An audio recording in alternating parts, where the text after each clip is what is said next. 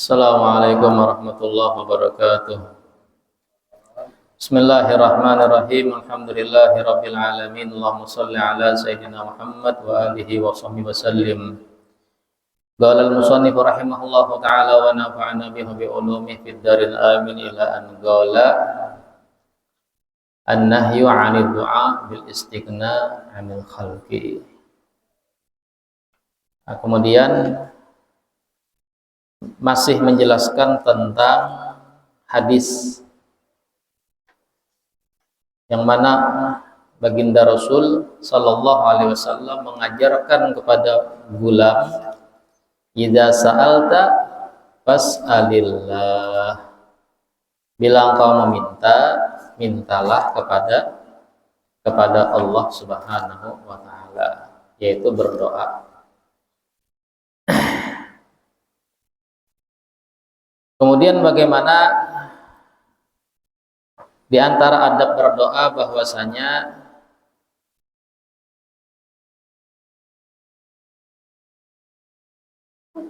orang yang tidak mau berdoa itu orang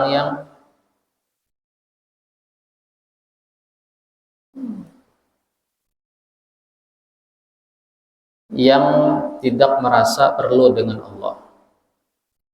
Sehingga dikatakan tidak sepantasnya orang meminta kepada Allah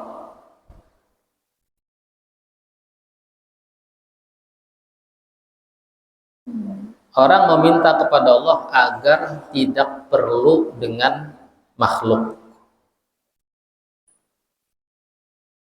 Ini dilarang, ya.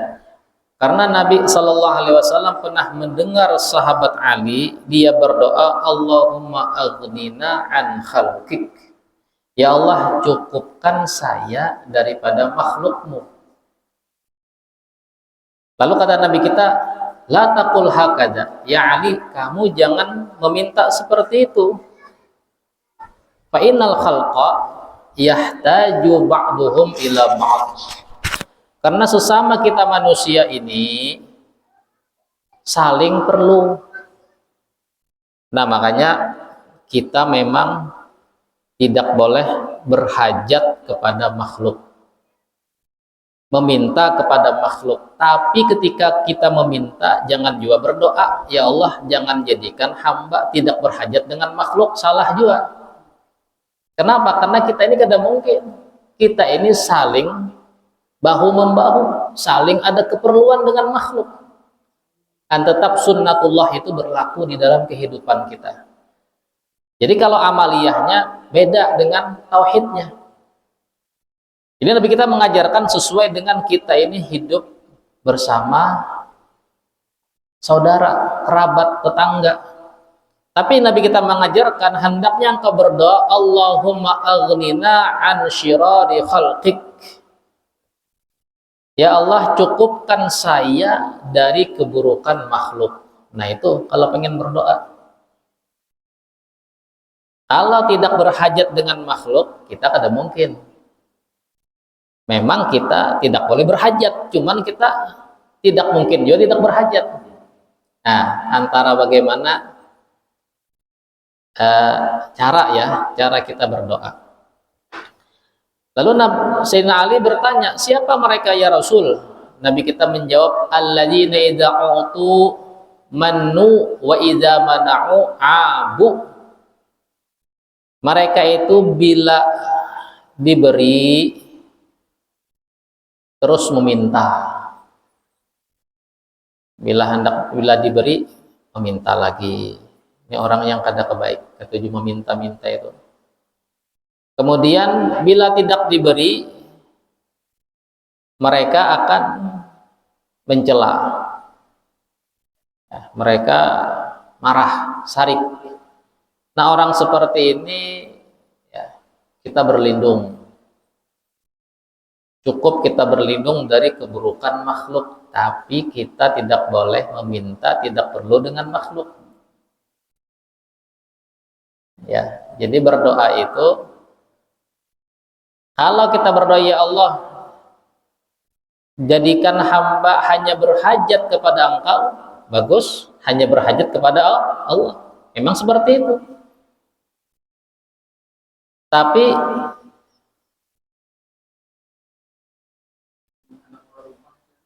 nggih. Nah, kata kawa kita anak rumah kita sorangan, pasti kita mengiyau tukang. Ya, ada orang-orang yang membantu kita di dalam hajat kita. Meskipun mereka itu Allah juga memudahkan untuk membantu kita, ya, mentakdirkan. Maka Sayyidina Umar mendengar orang berdoa, Allahumma aghnini 'anin nas, ya Allah cukupkan hamba dari manusia.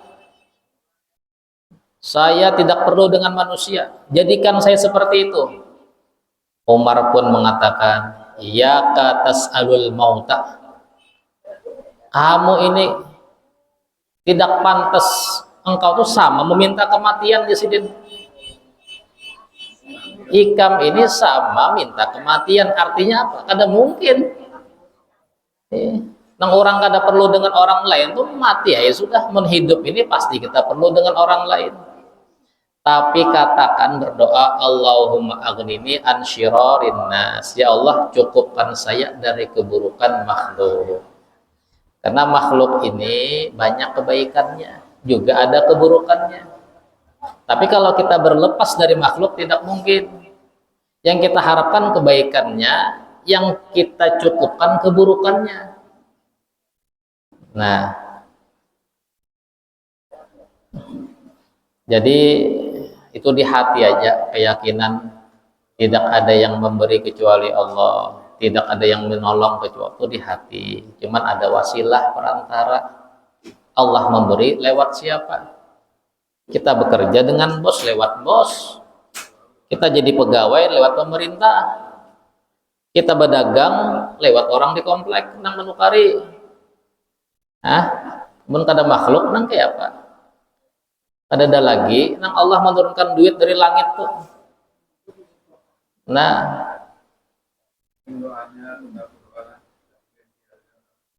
berikhtiar tetap kita itu kalau hendak minta juga berlindung dari keburukan makhluk, bukan tidak berhajat dengan makhluk. Nah, itu dilarang seperti itu. Nabi kita mengajarkan kita hidup bermasyarakat. Ya, tidak menafikan setiap orang itu punya kelebihan dan kita perlu dengan mereka. Berhajat dengan apa yang mereka, dengan kemampuan mereka. Yang berilmu, ya, mereka berhajat dengan apa yang menjadikan ilmu itu bisa disampaikan. Ya. Yang tidak berilmu berhajat dengan orang yang berilmu. Orang miskin berhajat dengan orang kaya. Orang kaya berhajat dengan orang miskin. Orang berilmu berhajat dengan orang tidak berilmu juga sama. Orang berilmu kalau tidak ada orang tidak berilmu, tidak ada yang disampaikan. Ya kalau semuanya orang berilmu, ya ilmunya akhirnya tidak manfaat. Tidak ada saling memberi dan menerima. Jadi hidup itu seperti itu. Allah jadi akan setiap manusia yang bermacam-macam itu diantara makna ikhtilafu ummati rahmah. Perbedaan umat itu rahmat. Jadi maknanya tidak hanya perbedaan pendapat fikih, madhab, ya, tapi juga perbedaan segala macam aktivitas. Perbedaan sebagai berbagai macam manusia yang ada di muka bumi ini adalah rahmat. Sehingga terciptalah kehidupan yang kawa kita jalani. Coba bayangkan seandainya tidak ada yang hakun menjadi tukang mengangkut sampah di jalanan. Kada ada nang hakunnya menumpuk sampah di muka rumah, di muka komplek. Sebulan aja pian bebau sekotaan ini sudah. Makan nggak ada tapi nyaman, kemana-mana bau. Nah, kada mungkin kita. Lalu adanya orang-orang yang miskin, yang hakun begawi mengangkut sampah, membuat sampah ke mobil.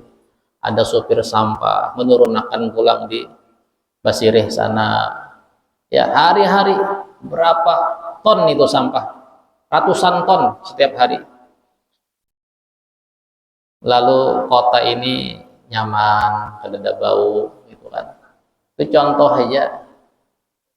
Ya, kehidupan ini tidak akan bisa baik kalau tidak ada saling. Makanya Allah berikan manusia sesuai kemampuannya. Itu sudah seperti itu. Tapi semuanya punya tugas yang satu, mengabdi kepada Allah. Apapun bentuknya. Jadi beribadah ini tidak ditentukan kepada orang yang berilmu saja. Semuanya harus belajar. Beribadah semampunya dengan ilmunya. Ada orang para aulia, para solihin, ibadahnya beda dengan kita orang biasa. Cuman kita jangan tidak beribadah. Tugas mereka, aulia wa solihin, mendoakan. Ya. Dan seterusnya, masing-masing punya kelebihan dan saling membantu.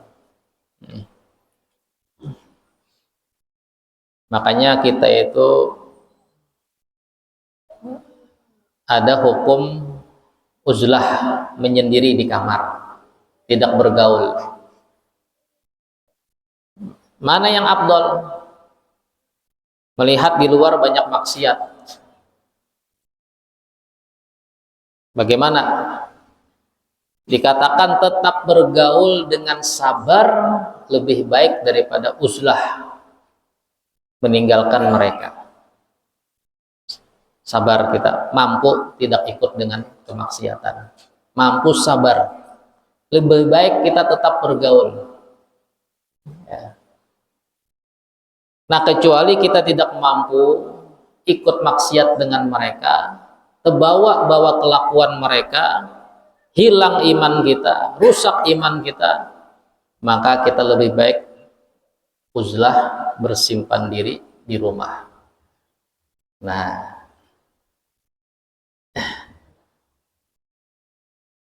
kemudian yang ketiga, Nabi kita berwasiat, wa idasta'anta fasta'in billah. Nah, ini yang ketiga. Dan bila engkau minta tolong, mintalah kepada Allah.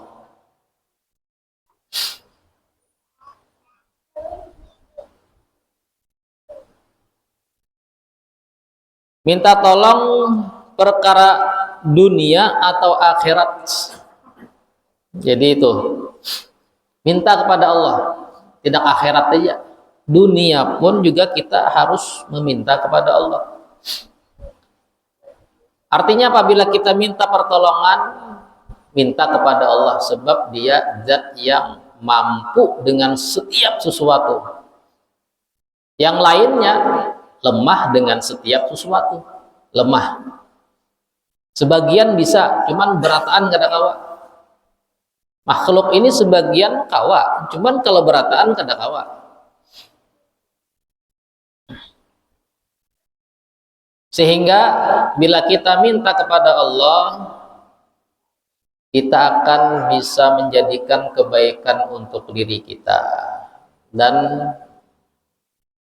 bisa menolak mudarat. Maka jika orang minta tolong kepada Allah, maka Allah berikan kebaikan. Tapi bila selain kepada Allah, maka dia hina. Hina. Kenapa? Makhluk itu lemah dan makhluk itu lain. Kadang minyak menolong pun juga ada imbalan juga. Hakun menghutangi sekalinya bayar balabih. Nah, sudah seorang ini bingung mikir akan membayari hutang, bunganya pulang, kan hinanglah berhajat dengan makhluk ini. Seandainya tidak masalah hutang piutang pun kita ini kena kada nyaman, kemakan budi orang, lalu asa kada nyaman ibaratnya. menjaga dan seterusnya. Kadang-kala bebas, apalagi sudah pejabat misalnya, kada nyaman lalu kita. Apalagi ulama misalnya, dekat dengan pejabat yang zalim, makani duit pejabat yang zalim. Kadang-kala pandir lagi ulama nih, kadang-kala nahi mungkar lagi. Kada badiam mah lagi kelakuan pejabat nang kayak apa, kadang-kala ditagurnya. Kadang-kala menasehati. Karena sudah pernah berhajat minta tolong dengan makhluk.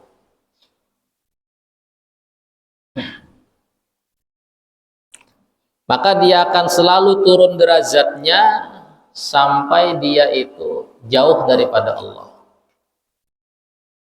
Makanya dalam Al-Fatihah itu jelas, iyyaka na'budu wa iyyaka nasta'in. Hanya kepada Engkau kami beribadah, kami lah menunjukkan berjamaah beribadah itu. Dan hanya kepada Engkau kami minta tolong, bukan kepada yang lain. Nah kemudian meskipun nanti pertolongan Allah itu lewat makhluknya, nah itu pulang. Ya, jadi ini antara tauhid, keimanan dengan kehidupan. Tetap nanti Allah berikan pertolongan lewat makhluk.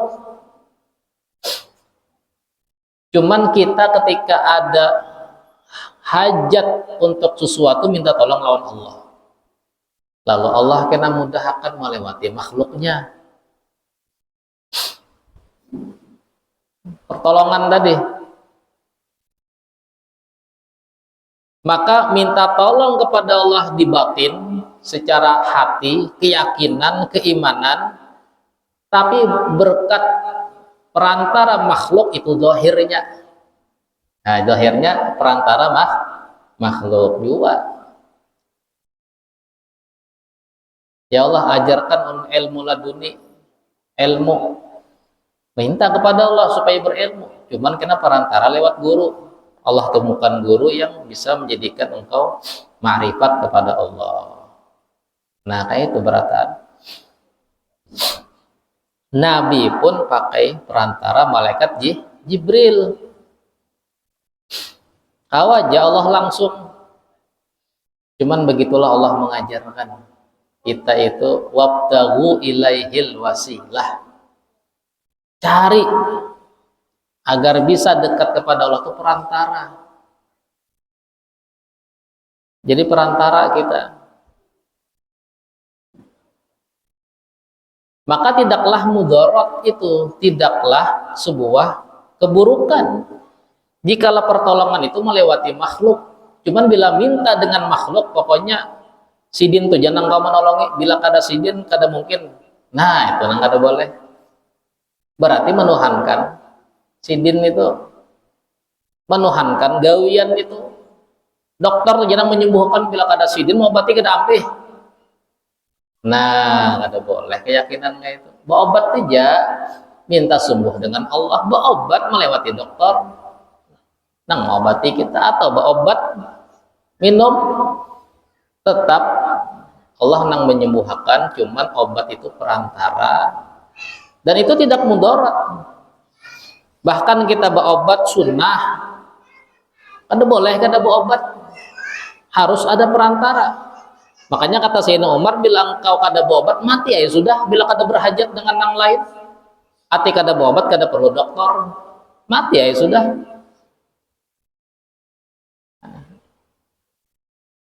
Atau kada perlu guru, nah berarti kada berilmu. Bahasanya itu ya bungul bahasa itu nah. Kan kayak apa kada tahu sama sekali, mun kada diajari dipadahi kayak apa hukumnya, kayak apa caranya. Ada kawa kita harus belajar. Itu perantara, itu tidak mudarat dan disuruh. Nabi Musa disuruh mengaji dengan Nabi Khidir. Nih, Nabi Musa, Nabi Khidir itu wali. Ada yang mengatakan nabi, ada yang mengatakan wali. Kalau Nabi Musa itu rasul, pangkatnya lebih tinggi. Cuman Nabi Khidir punya ilmu rahasia. Disuruh Nabi Musa mendatangi Nabi Khidir ke tempat yang jauh perjalanan berbulan-bulan di pesisir laut, kan perantara supaya dapat ilmu. Padahal Rasul kurang apa? Rasul itu padahal kalim, langsung bisa berbicara dengan Allah. Adakah ya Tuhan berikan ilmu langsung bepanderan? Tapi ujar Allah datangi Nabi Khidir, cari, yaitu tulak, mencari guru. Sampai diuji lawan gurunya, ikam kada kawa umpat aku nih musai anu gini. Anu jangan, pokoknya lu umpat pian aja. Apa kajar pian, lu kada mungkin protes. Kada mungkin kan pasti kena protes. Dan hendak dapat ilmu itu aja. Ilmu laduni tadi. Ilmu. Begitulah perantara kita ini. Hendak kawa kita hendak penyerangan. Ya. Tidak kada kawa kita kada perlu dengan orang lain itu. Jadi tidak mudarat. Karena Allah Subhanahu wa taala memberlakukan kebiasaannya yaitu menolong hambanya dengan perantara orang lain. Perantara. Cuman Allah yang menggerakkan berataan. Ini menunjukkan kesempurnaan zat Allah Subhanahu wa taala sehingga setiap manusia ini punya keistimewaan masing-masing. Nah, jadi jangan kita merendahkan orang lain. Ya, semuanya sama di hadapan Allah kecuali takwa saja. Maka hendaknya kita ini senantiasa merasa hina dan perlu kepada Allah. Karena dialah zat yang senantiasa menolong kita, menyelamatkan kita, ya. Meskipun semua makhluk ingin memberikan mudarat, ya, meskipun semua makhluk ingin memberikan mudarat, tapi bila Allah ingin menolong kita, menyelamatkan kita, tidak mungkin terjadi.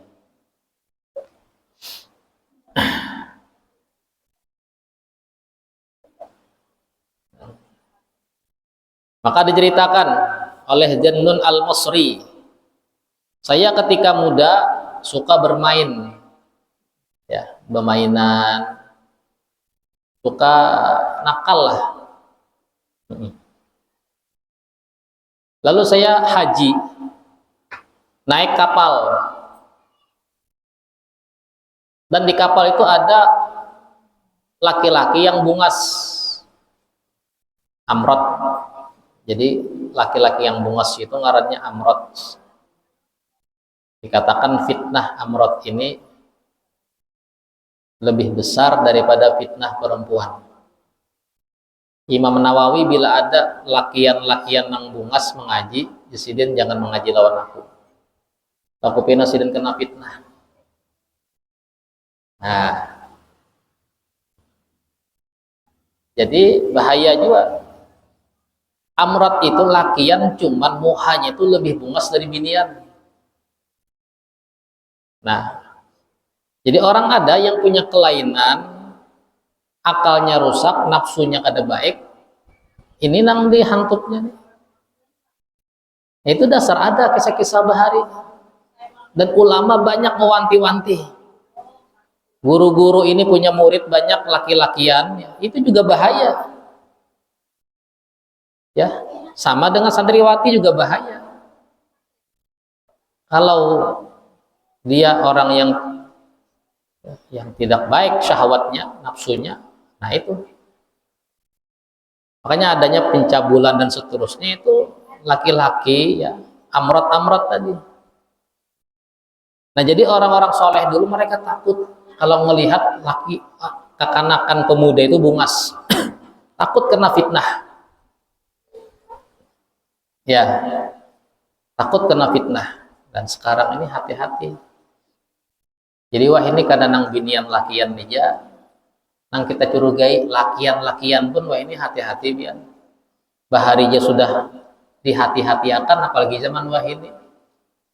Kekanakan kita lakian lawan lakian, wah ini banyak. Ini Banjarmasin kasusnya komunitas lakian susuka sesama jenis udah 3.000 lebih. Sama juga teman jarang itu. Yang banyak lakian dari lakian. Makanya banyak bencong-bencong itu lakian. Ada juga nang kada kayak bencong, cuman kenanya kelakuannya lain. Pakaiannya biasa aja. Gaya-gayanya kada lakian, cuman ini sesuka. Nah ini bahaya ini. Jadi kata beliau, kemudian penumpang kehilangan uang yang kantong isinya mutiara perhiasan. Lalu diperiksa setiap penumpang tadi. Maka ketika sampai kepada Amrod tadi, pemuda yang bungas, diperiksa, dia loncat ke laut. Pas diperiksa ke lakian bungas tadi, pemuda bungas, loncat ke laut dari kapal. Maka jadilah dia terdampar seperti tilam di lautan. Nah, dan dia mengatakan, ya Maulai, wahai Tuhan, mereka menuduh aku dan aku bersumpah kepada Engkau untuk memerintahkan setiap binatang di laut ini dan mengeluarkan kepalanya dan mengeluarkan mutiara. Nih yang laki-laki yang bungas tadi ya, berdoa dia dituduh, dikiranya ini yang ambil, loncatnya berdoa. Tidaklah selesai dia berdoa, maka keluar binatang-binatang laut itu muncul-munculnya ke dasar laut, ya, bahkan di depan penumpang kapal ini mengeluarkan kepalanya, dan setiap mulutnya ada mutiara yang berkilau.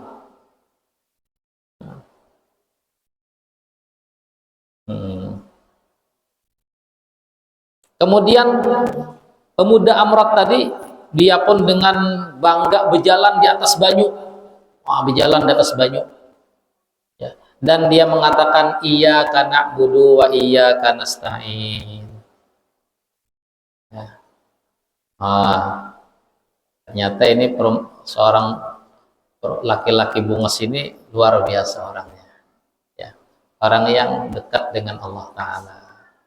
Sudah bungas pulang, berasih pulang hatinya, berkaramat pulang, ya. Jadi orang kalau memandang dia jatuh hati itu, Bang. Bungas, lebih bungas binian. Pemuda tadi ternyata hatinya berasih.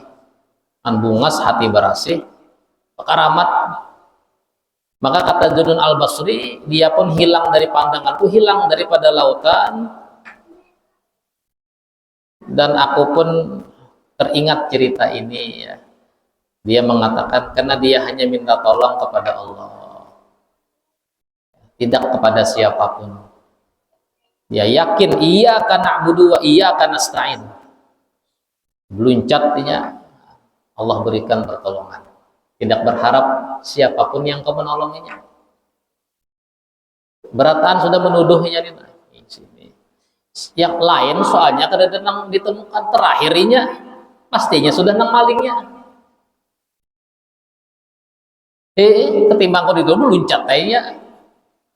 Ini pukuli orang habisan meluncatnya, tidak ada lagi menolong kunijar. Nah, keyakinannya pemuda tadi luar biasa lah.